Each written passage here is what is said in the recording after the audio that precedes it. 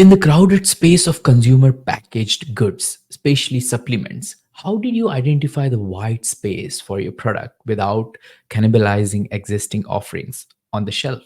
And what strategies did you use to ensure your brand stands out in such a competitive market? Well, how does this drive to create something meaningful, particularly in the realm of teen mental health, evolve from an idea to a product that truly impacts life? In this episode, we will be uncovering some of the questions like that. Welcome to another episode of Founders Podcast. I'm your host, Ash, and this is a show where I interview proven founders and industry experts who share their stories, strategies, and insights to help you build, launch, and grow your business. In this episode, I talk to Dara, the founder of Sam Plus Leo. I hope you enjoy it. Dara, welcome to the show. Hi, thanks for having me. Great stuff. Do you have a favorite quote, something that inspires or motivates you? Would you like to share with our audience? Sure, I have many favorite quotes, but one in particular as a female founder is one by Madeline Albright, who says that there's a special place in hell for women who don't help other women. And so I feel that very passionately in the business and in motherhood. So I embrace that quite importantly in my business and helping other women founders. Indeed, indeed. Totally agree with that. I mean, I'm very close with my mother, so I understand the challenges and things. So tell us about Sam Plus Leo. What does the product do? Who is it for? And what's the main problem you're helping to solve? Sure. Yeah. So Sam Plus Leo is a teen mental health brand. And it was founded because I have two teen boys and saw a need in the market. I used to travel a lot for work in global health. And when the pandemic happened, I wasn't traveling as much and had time to really develop this idea that I had a need in the market. It started in body care and a deodorant and a body odor wipe, which got paused for several different reasons, and then pivoted to vitamins and supplements and really looking at how we can help support teen mental and physical health. And Mhm. as we're going to get to in your question and your lead, is that there is definitely a need in the market where there are no teen vitamins. So we can talk about that a little bit more. Definitely, definitely. But I would like to know more about the story. Where exactly you got the idea? Let's talk about where the story begins, Yeah. and then when you had the epiphany, what did you do? Yeah. So I think, well, the original story began when I was looking for products for my kids. Up and down Mm, shelves for body care products, I did not find the clean products that I wanted in the teen space. Um, and I was noticing that they were either skewing very feminine or more millennial, less Gen Z, less Gen Alpha. So I was like, oh, that's interesting. And asked friends who worked in P&G and Unilever, and they're like, yeah, you're right. There is a market there. And then when I had to pause the body care, I talked to a lot of friends who said, there's so many kid vitamins and so many adult vitamins, but no teen vitamins. And I was like, yes, because I'm having that same issue. And mhm, they were definitely the vitamins that I was trying to find for my own kids. They wouldn't swallow capsules. They would only have a gummy. And so I mhm. started looking at what formulas there were there. And really, there's only multivitamins available, not in the functional space. And so for me, as I started to look at those, what basic ones I could start with was sleep, energy, things that my own kids were dealing with during the pandemic, and then looking at screen time and eye health, and then immunity because we were all getting sick. And then Mhm. stress was a huge one for anxiety in teens. But more Mhm. importantly, it was that impact, because my background in global health and philanthropy, I really wanted to have that connection between impact and giving back, but also in creating a new product. Got it. Got it.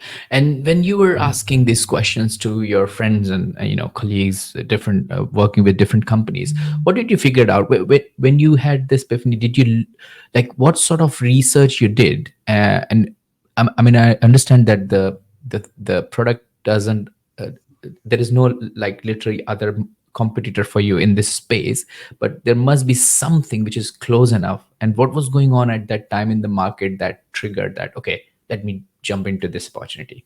Yeah. So first in the body care space, I definitely was looking at market data for sure. I am a data person. So there were a lot of studies, McKinsey study, a Deloitte study, what was important to Gen Z. And those those pillars were sustainability, authenticity, inclusivity, environmentally friendly. So those were kind of the pillars I was looking at in developing a product.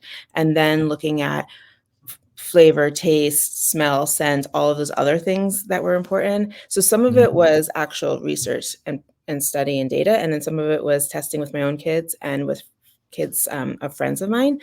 And then for the vitamins in particular, some of that was looking at what I was already giving my kids, but that were either kid formulas or that didn't taste the way they wanted to taste for texture, Mm. taste, things like that, that I could improve upon, or ones that had ingredients that I didn't want to give my kids and that I knew I could take out. And then the last one though was, well, the two that really were important to me was one was the eye and the screen health. And we're just getting that data now. And I was looking more at that data about we were just doing blue light blocking glasses. We were looking at reducing screen time, but we weren't looking at the internal part of how to eye structure, how to support eyes and screen fatigue. And so that data had been around for a really long time, but only the product only ever came in a capsule, never in a gummy. So I thought that Mm. was really interesting.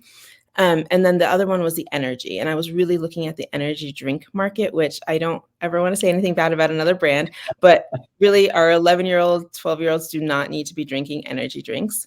Yeah. And so I was looking at what were those alternatives, and there weren't really. And so mine is a B complex, no caffeine, but Mm. really trying to figure out, well, what would my kids take and what would make them, taste and texture, but also be effective.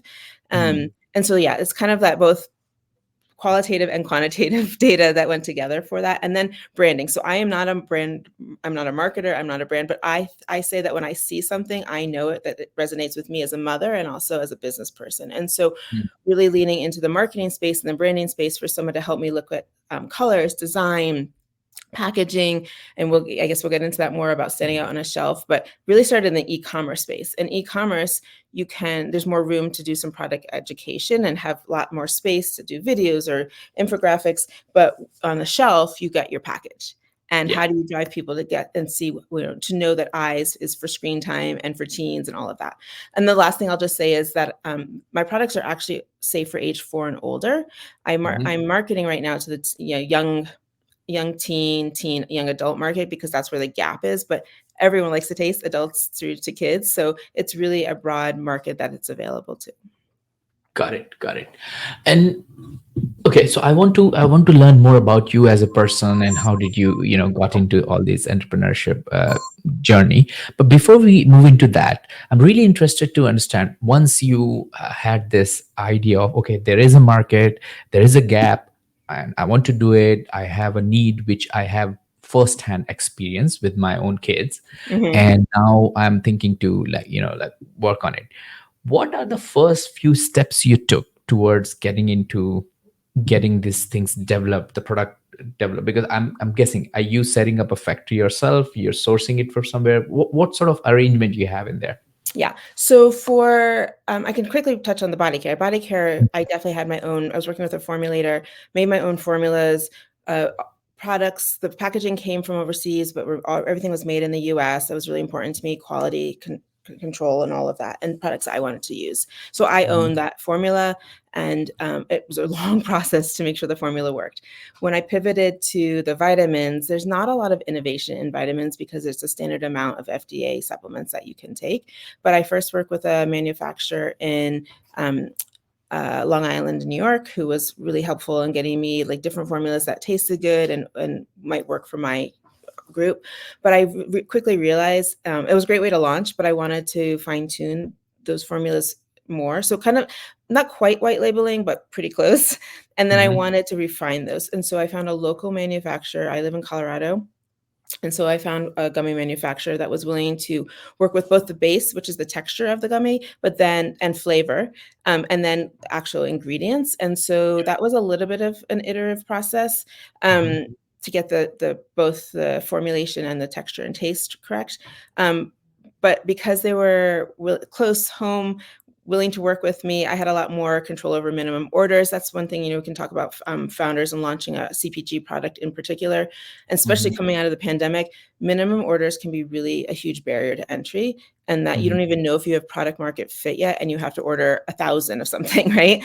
And Yeah. so, and you don't even know if your packaging is going to work. I also launched originally in a compostable pouch. Environmentally friendly is really important to me, and you'll see when your audience and viewers can see the packaging is a pouch. which Hmm. is really different in the supplement market.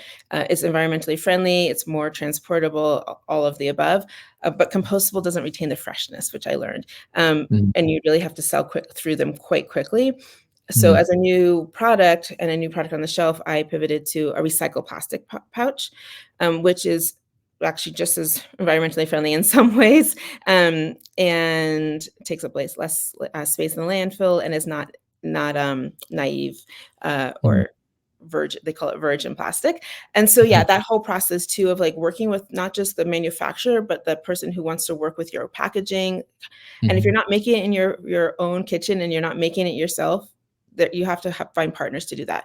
And then storage and inventory, right? So I do both right now myself, is that stored locally and ship out, and then I use Amazon a lot right now for their inventory control, but pivoting to being on the retail shelf quite soon, and that will be a different logistics. Got it. Got it. And is that okay if I show our Mhm. audience this picture? Because Yeah. I really, really loved it. And, when I saw it on your profile, I was like, oh my God, this is so to the point. Really cool, branding here. And then it gives you this, feeling of this is something which is for your kids, or for, if you're looking at it from a teen's perspective, that it's something which is taking care of you, right? Like from a vitamins perspective. So this was really, really cool. And that's why I wanted to show it this to our audience, that if you want to do something with related to branding, make sure your customer relate to it. Like it's to the point, isn't it? Yeah. I will just Yeah. also add, the packaging's changed slightly in that I put Okay. a window into it because you Hmm. couldn't see the actual gummy. So that works really well online Hmm. and digitally because you can show the gummy, but if it's sitting on Hmm. the shelf, people can't see what the gummy looks like. And Awesome. so I've Awesome. added a window into that. Hmm. But yeah, it's definitely a learning process, and Hmm. you have to kind of look at it with a growth mindset and open mind because you could easily get frustrated in the process. Yeah, yeah.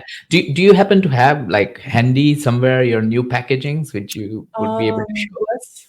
I don't have it right here with me, but I can Okay. definitely show it to you, and I can drop Yeah. in a picture or something for Not you a to problem. Not a problem at all. see. Great stuff. So, okay. So you got into your product development, you connected with the suppliers, you got everything sorted.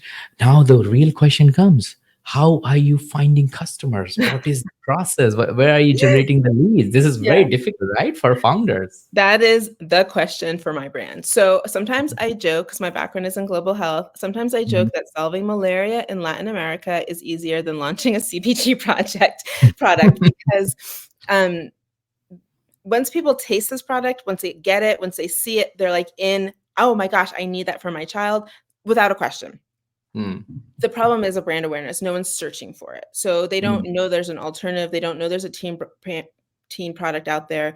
And so a lot of it is storytelling. A lot of it is me being on these podcasts, um, writing articles, kind of getting out on that platform. And then now also looking for partnerships, like mm, in the sense of therapists, mental health advocates, people who are touching teens and families, schools, partnerships like that, and then just being in markets or things like that. mm. I'm also in the this is just getting announced now, and I can say it by the time this podcast gets announced, is that I'm in a new cohort for the Whole Foods local and emerging program. So there's 10 Wow. brands, yeah. So 10 of us got selected out of 1,600 applicants for Wow. this accelerator. And so then Whole Foods, it's an accelerator with support and mentorship to get on their shelf. And think Mm, through that will be really helpful because they saw a gap in their own shelves, right? They said, they're not looking for products that are going to cannibalize their products as well.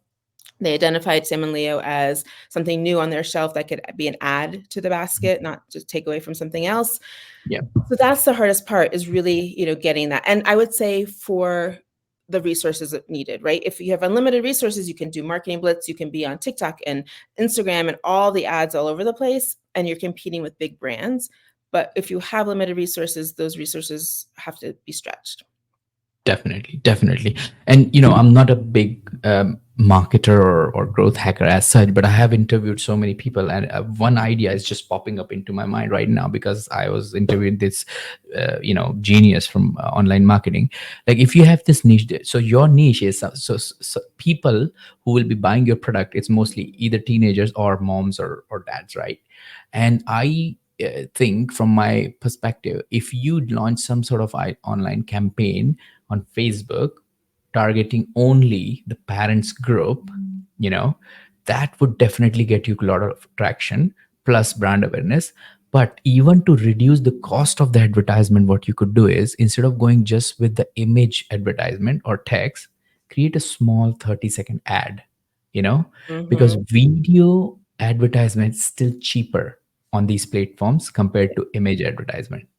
So, you can play with that and speak That's with great someone. advice. One of my challenges also, I should add, is because it's a supplement, I currently can't have a Facebook, Instagram shop. I can't sell on those Uh, platforms. TikTok, actually have a conversation with them in the next week or so. It's been back and forth because some of their regulations that you can't sell a teen supplement on those platforms. Yet, mm, I think those businesses want me to be able to because they know that it will be a good product for their audiences.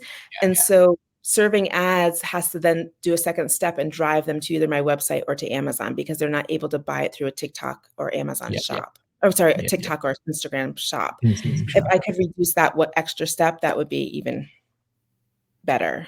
That they Yeah, could buy it right there on the platform. yeah, yeah. Okay, great. So let's uncover some other parts of the business. So did you funded it by all yourself? Did you got any investment yet, or is it all totally bootstrap? And how it's going from your perspective? Yes, totally bootstrapped, totally funded by myself. I started to look for funders and started to put together all of those documents that you would need. Mm-hmm. And in full transparency, right when that was happening, Amazon deactivated me for crazy Oh reasons. no. And I didn't feel, and nothing to do with me or my business, just Yeah. Amazon being Amazon. And I realized that one, I didn't want all my eggs in the Amazon basket, but that's where my sales were coming from. Um, I'm now reactivated, I'm now rebuilding that, but I didn't feel comfortable fundraising in that environment where that was such a risk. Now that's Mm, changed, and now that Whole Foods is happening, I think I'm going to start that fundraising seed round, looking at that again because my business model is super lean. I don't have a lot of overhead right now. I have no warehouse, no manufacturing. It is purely marketing and marketing dollars. Not even the inventory is what I need capital for. It's really to have that um, room to do a lot of testing and A/B testing and data testing with marketing dollars. And if I can have support doing that, I think that can drive the revenue, the value of the company so much faster than me doing it myself. mm-hmm, mm-hmm. And so you're catching me right now where I'm really considering that. And I will just add in that finding that right partner because I think someone needs to understand the CPG investment versus a tech or a product investment. Where Yeah. CPG, you're not going to get the returns or even and the break even points that you're going to see on a tech investment. But Mm. when there is an acquisition of a CPG brand, it's usually quite high. Indeed, indeed. You know what? Just before you, I interviewed a very good gentleman from US, and he runs a multi-million dollar business. And what his business? He sells customizable socks. And when I asked him does he get his customers, he said to me he doesn't do any advertisement. He doesn't do any sort of like outbound marketing.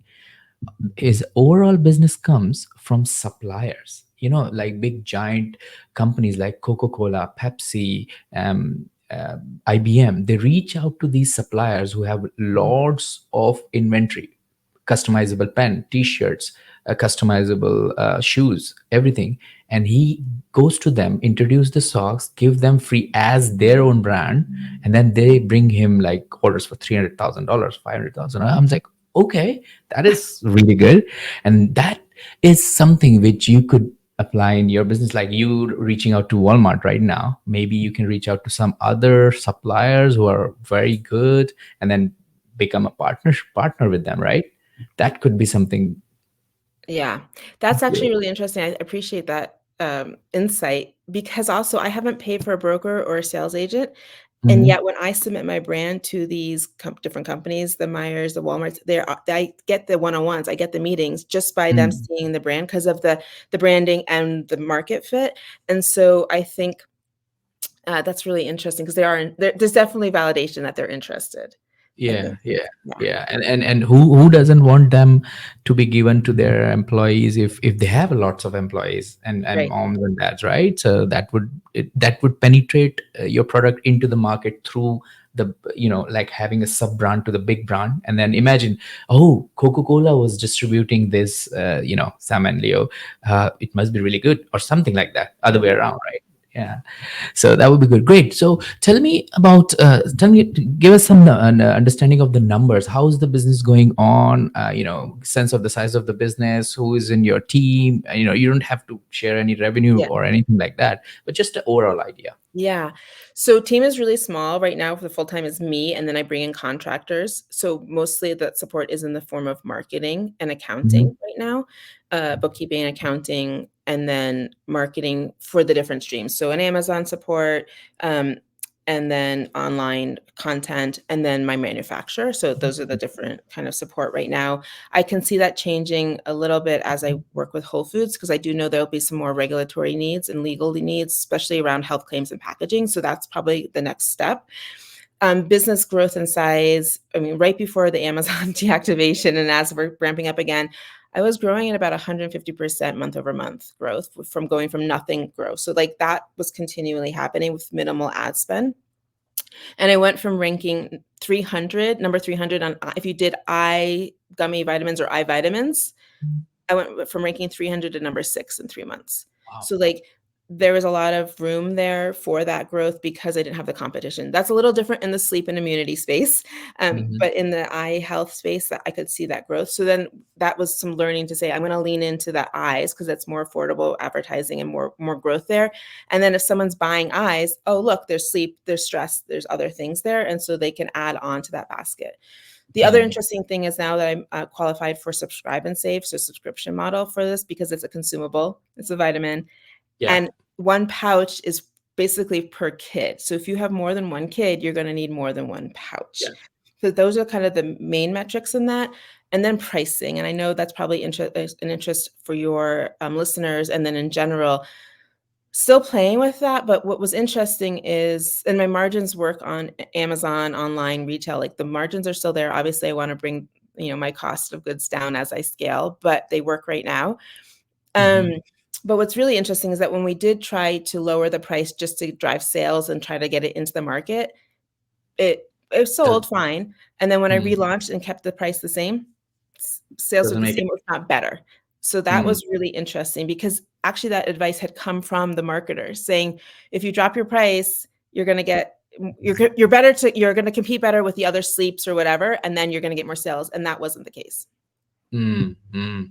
That's very interesting to know because a lot of people I interviewed, they mention this thing when it comes to a software product or a subscription product that not necessarily if you reduce the price, you're going to get more customers. It's not always happens, right? It depends upon how the customer looks at your product or services, and based on their perception or the brand, they make a decision. Because sometimes you happily invest 100 pounds for something, for a service, and then sometimes like, I don't want to give him 10 pounds either, right? Because it doesn't align with the perception, isn't it? Cool. And when you said that your product is approved for subscription, is that like when you apply for the subscription kind of service on Amazon and that they approve it, or is it like for everyone? Yes, so I didn't realize this either. So subscribe and save on Amazon, they have to invite you or approve you. So you don't just like put your product on Amazon and then you automatically get that feature. You have Mm, to be selling for a certain amount of time before that's allowed. I don't know the exact metrics of when and how much, but mm, it's not an automatic. And so, and then you can start to see that data come in, and it only updates monthly. So I mm. don't know what that subscription number is until the end of every month. So since I'm so new, that's still a data point that I'm looking at. Whereas every day I can see sales and every day I can see shipments and inventory, the subscription one is only updated monthly. And then this is a whole probably another conversation, but like my own DTC and my Shopify website versus Amazon, I have very little conversions on my own Shopify. And I think for very different reasons. One is even as my own consumer Mm, habits, I prefer to buy on Amazon. It's easy, it comes, I don't think about it versus setting up my own account on another platform, blah, blah, blah. Even if I offer discounts or subscriptions on Shopify, it's nice to have, but it's not driving the sales the same way that Amazon is. got it, got it. And do you happen to have a email list on your Shopify yet, or I you do. do? It's so that's very minimal compared to what Mm-hmm. I would like a community building platform. One of probably that's one of my lessons learned is even before launch, I probably would have worked to grow that even more, Mm-hmm. or the value of that. You don't have control over your Amazon customers in that list, so you can't outreach as much. I find that I probably have more of that touch point through my Instagram community and Facebook community when I post and kind of can use that as a messenger feature versus the listserv that I have or capacity I have on the Shopify. Got it, got it. And I would like to learn more about the challenges you have faced in this direction. So obviously, when you got your product ready, you have the supply ready. The first thing you must have thought like, okay, I have to launch it on Amazon or other platforms, right? But then, oh, I also need my Shopify. And then what kind of challenges you face while you're doing that? Because that's something which comes in every entrepreneur's life if they're doing something like a physical product delivery and everything. And then how did you cope up with these challenges? Yeah, so many challenges. And I think I'm blissfully unaware, and I'm glad I'm a first time founder because I don't know if I would have the stamina to do some of them. But I would say there's definitely different levels of challenges. So one, it could be just resources and how much you're willing and your appetite to spend of your own money to put it in.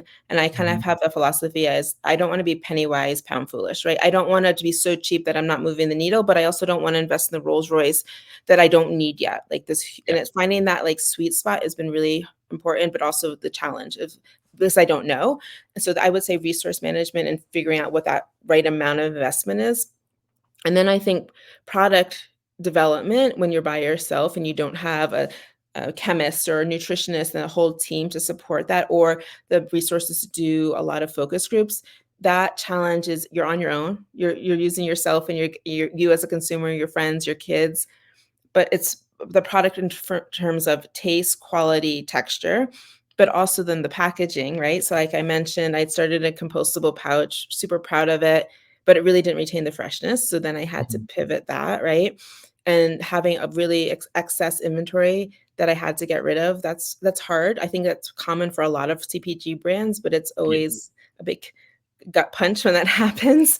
Yeah. Um, and then I actually really resisted launching on Amazon for a while. I really just wanted to be on my own platform to control that. I'd heard mixed things about being on Amazon. Someone's going to take your idea, you don't have control, blah, like the list is endless. But it was a risk I was willing to take, and for the most part, except for that deactivation, that was a good lesson learned that Mm, that's where people are buying. That's where mm. that's where the customer is. Yeah. And then um, I think this next challenge is getting retail ready. And what is that right size? Because the big shiny objects are the big Targets, the Walmarts being on all these shelves. But that's, I think for me, what I found is getting on the shelf isn't necessarily difficult. There's that interest, it's being Mhm. successful on the shelf. So I'm going to need the resources for market brand awareness to be successful to get people to buy me off the shelf and have that velocity. So I think Mm. those are kind of my main challenges. And then the last part I would just say probably around team and resources. I It's lonely being a solopreneur. I would take Indeed. a co-founder in a heartbeat, but a really aligned co-founder, right? Who's bringing that complementary skill set. Um, and what I found is that people aren't necessarily or willing or understanding of what it means to have sweat equity, right? When I'm not really able to pay someone yet, you're really working for free.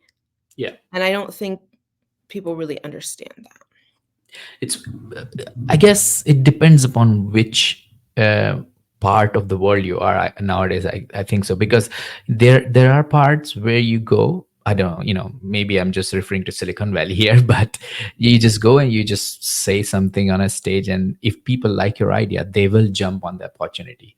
But then if you're in, I don't know, Scotland, in Edinburgh. I don't want to badmouth anyone here, but just generally, just taking the names, I think it would be difficult to get people on board with just an idea without giving them like money in return, to be honest. So it depends upon like where you are and how you're connected with people and all, but it's a good idea. You should always look out for co-founders. I mean, there's a big community online called Y Combinator. You can go there, maybe connect with them and potentially find a good co-founder.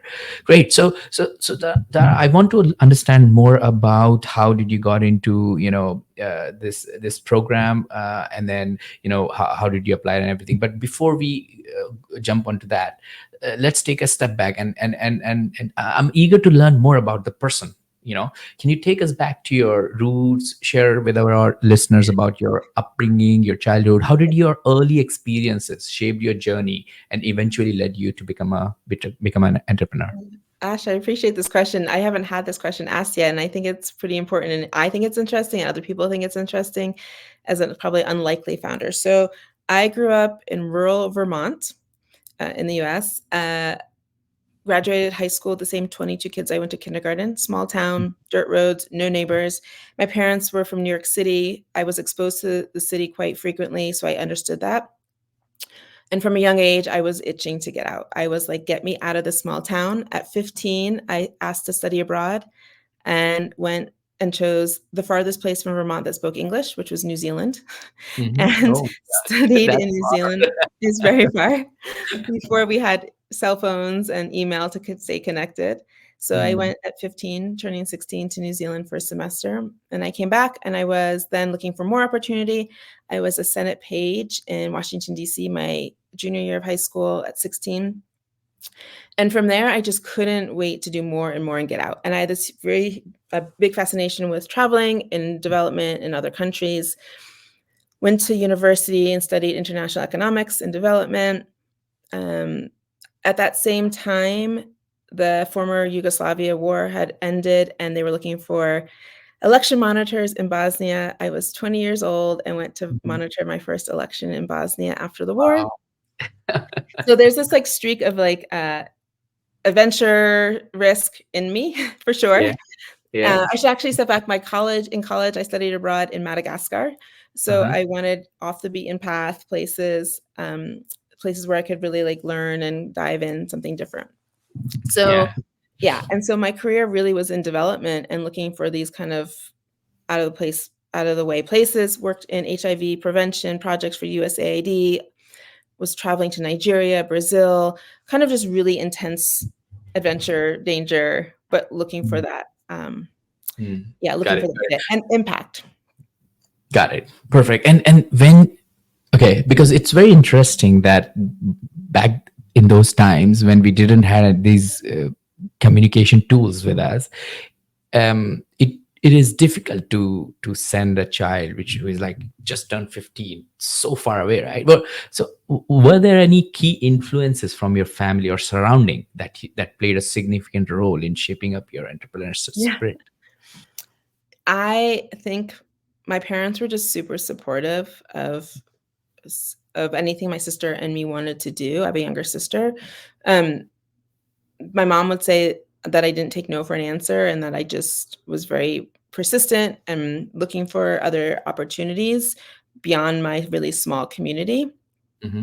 And I needed to seek that because it wasn't where I was at. Like there wasn't those opportunities where I lived, where if you live in a city, you can look for internships, you can look for AP classes, you can kind of find that where you are. And I didn't have that open to me. I also came from a family that didn't have a lot of money. We had enough, but I worked since I was 13, many jobs, and supported myself, paid a lot of my way through college and graduate school. And so not having that safety net probably also was that drive that I had to kind of make it on my own. And so I think that because they weren't paying for it, like there wasn't a lot of, they couldn't say no. Hmm. So there's part of that.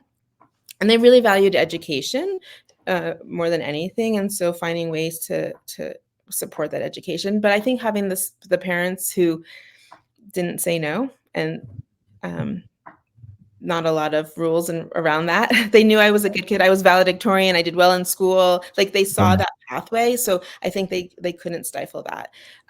Looking back now and having my own teenagers, I feel that sense of supporting. My 16-year-old is actually a pilot and flies planes, and so Wow. there is a part of me that's fearful all the time, but also that's his path.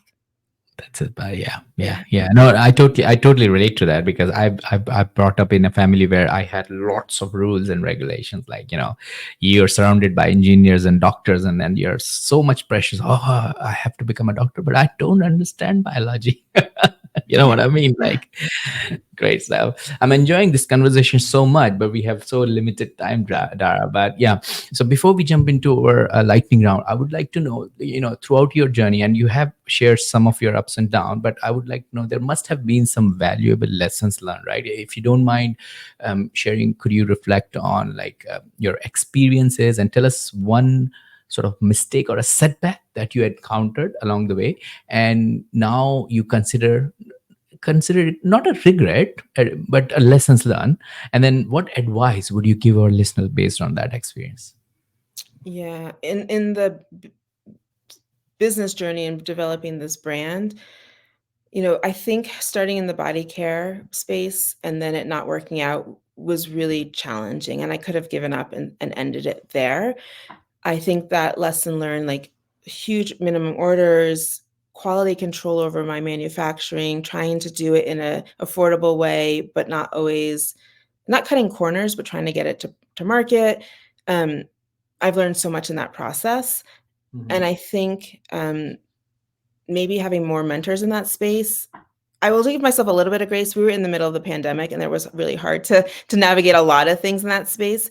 I'm grateful for that experience. I know what questions to ask. I know what contracts to put in place now. I know all, like, what to pay up front, what not, where to get my packaging from. I learned so much in that, but Mhm. that was huge. It was so huge. And I would say, to like, the advice to other founders is to find the community that's going to support you and ask those questions and Mhm. ask those hard questions to lean on, not just in the broader, like developing a product, but really in that space, either a deodorant person or a skincare person, or that really someone who's had that experience. Cause I think there's people willing out there willing to help. I'd be willing to help the next person do that.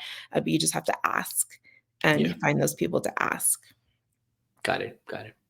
Cool, great. So let's jump into our lightning round now. I've got 6 quick fire questions for you so you can answer them as quickly as possible.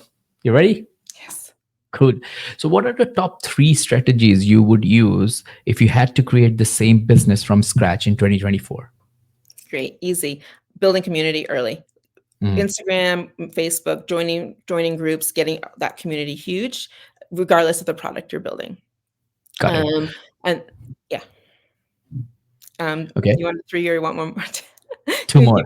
yeah, and then I think, finding more funding resources that are kind of creative, whether it's grants or, startup funding from local resources, learning where Mhm. those are earlier on.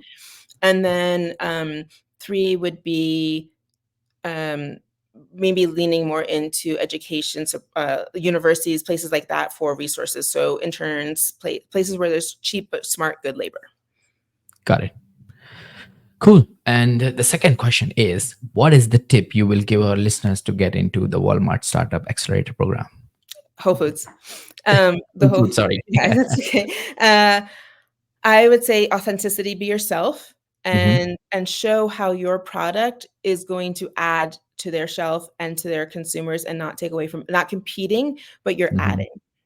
Adding the value into their Mhm. portfolio. Good. What one attribute or characteristic in your mind of a successful founder? Humility. You don't Mm. know it all, and you can't know it all, and so really being willing to listen and be humble in those moments. Always, curious and full. I think Steve Jobs said that, right? Yeah, exactly. Great. What's your favorite personal productivity tool or habit? For me, it is, I call it ruthless prioritization. It's the 1 to 3 bullets of what I actually need to get done today, regardless of what the whole to-do list is, because there's never ending list of things to do, but if I can get the 1 to 3 things done, then I feel like I was Yes. productive that day. Got it. What's a new or a crazy business idea you would love to pursue if you had time? Ooh, um, I would love to expand this teen market in the back into the body care. If I had the resources and the time, I think there's a need for it, and I think there is so much to be done in the teen space. Got it. What's an interesting or fun fact about you that most people don't know? So in the business space, I don't watch Shark Tank. I've never watched Shark Tank, and yeah, people are surprised by that. I actually don't tell a lot of people this, but I just stay in my lane. I don't want to know. I just want to do what I'm doing, and I don't watch it. Well, one day you will be there, and then the judges will ask, "Have you watched this?" And you're like, nope, first Nope. time. That would be fun to watch. Well, Dara, thank you so much for joining me and sharing your story, unpacking the last years of building this business. If people want to check out the website, get to know you better or connect with you, what's the best way to do it? Great. Yeah. So the website is shopsamandleo.com, all spelled out. There's a press section there so you can listen to other podcasts and articles. And then on all of the socials, it's at Shop Sam and Leo. And then our Amazon page as well is Sam and Leo. Perfect. Perfect. Dara, thank you so much for joining us today and sharing your inspiring journey and the impactful work you're doing through your startup. It's been an absolute pleasure having you on the Founders Podcast. Thank you so much for having me. Great. Thank you all for tuning into the episode of Founders Podcast. I hope you found our conversation with Dara insightful and inspiring. If you enjoyed this episode, make sure to subscribe to our podcast and stay updated on future interviews. Stay inspired, stay motivated, and keep building.